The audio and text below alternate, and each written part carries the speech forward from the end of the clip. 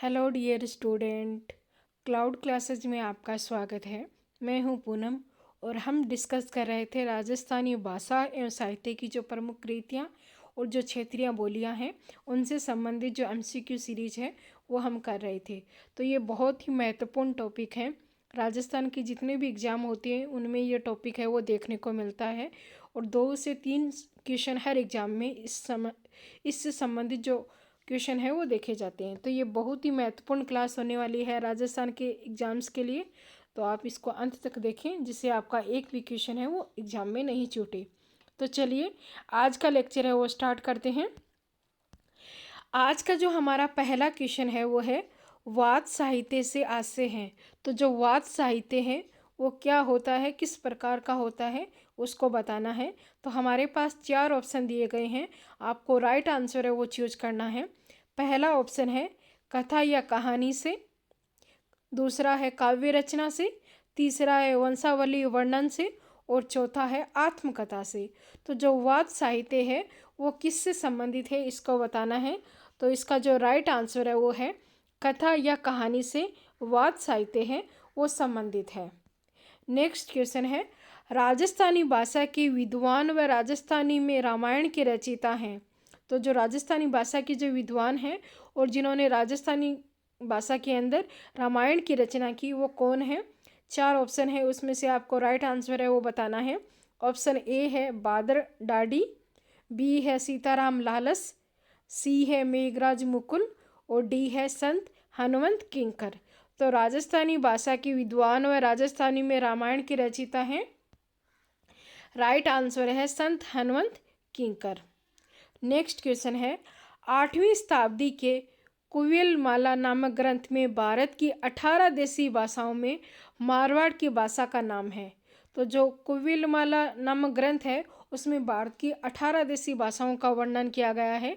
मारवाड़ की कौन सी भाषा है उसका वर्णन है और उसे क्या कहा गया है जो 8वीं शताब्दी के अंदर ये ग्रंथ प्रकाशित हुआ था। तो ए ऑप्शन है मारवाड़ी, बी ऑप्शन है जोधपुरी, सी ऑप्शन है मरुवाणी और डी ऑप्शन है मरुभाषा। तो 8वीं शताब्दी के कुविलमाला नामक ग्रंथ में भारत के 18 देशी भाषाओं में मारवाड़ की भाषा का नाम है। तो इसका जो राइट आंसर है वो है मरुवाणी। मरुवाणी है, मरुवाणी के नाम से जाना जाता था। नेक्स्ट क्वेश्चन गोडवाड़ी क्या है।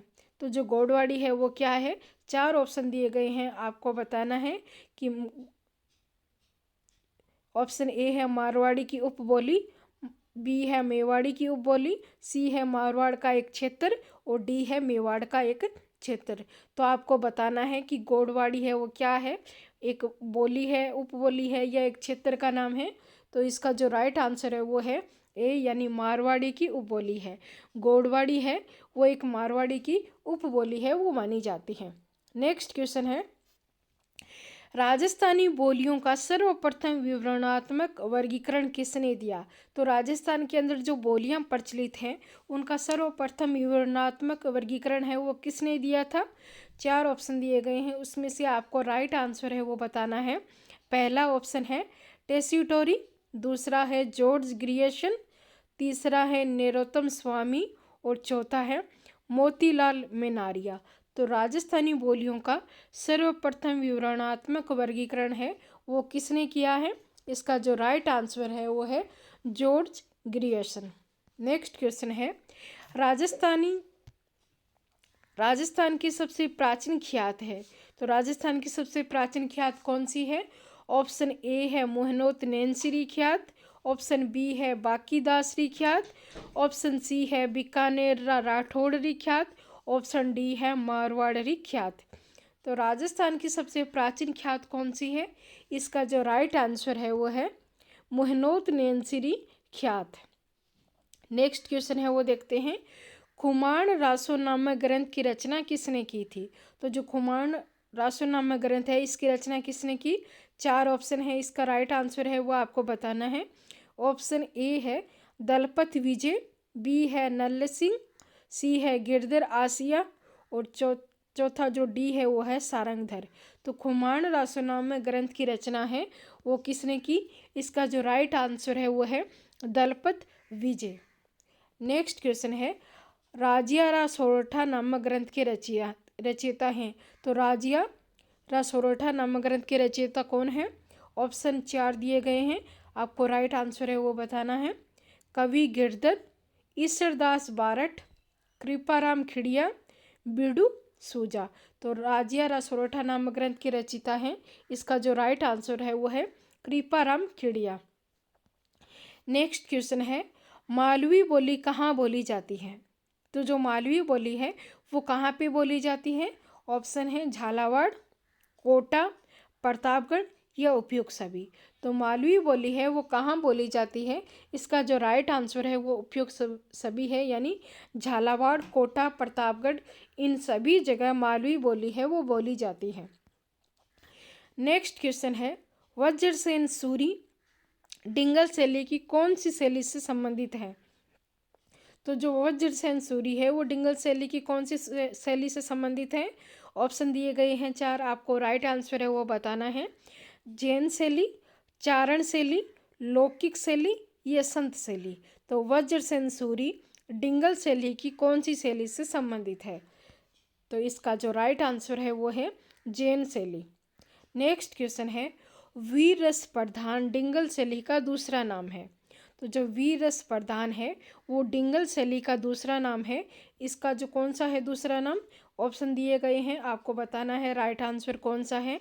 ऑप्शन है जैन शैली, चारण शैली, लौकिक शैली या संत शैली। तो वीर रस प्रधान डिंगल शैली का दूसरा नाम है चारण शैली।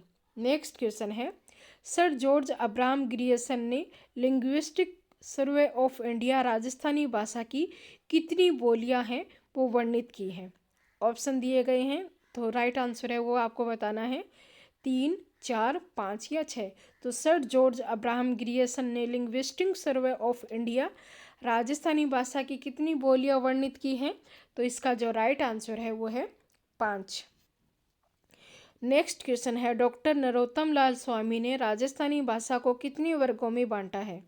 ऑप्शन है 7, 6, 5 या 4। तो डॉक्टर नरोत्तम लाल स्वामी ने राजस्थानी भाषा को कितने वर्गों में बांटा है? इसका जो राइट आंसर है वो है 4। तो डियर स्टूडेंट, ये थे आज के हमारे महत्वपूर्ण क्वेश्चन। आपको ये क्वेश्चन कैसे लगे कमेंट करके ज़रूर बताएं। क्लाउड क्लासेस को सब्सक्राइब कीजिए और शेयर कीजिए। Thank you.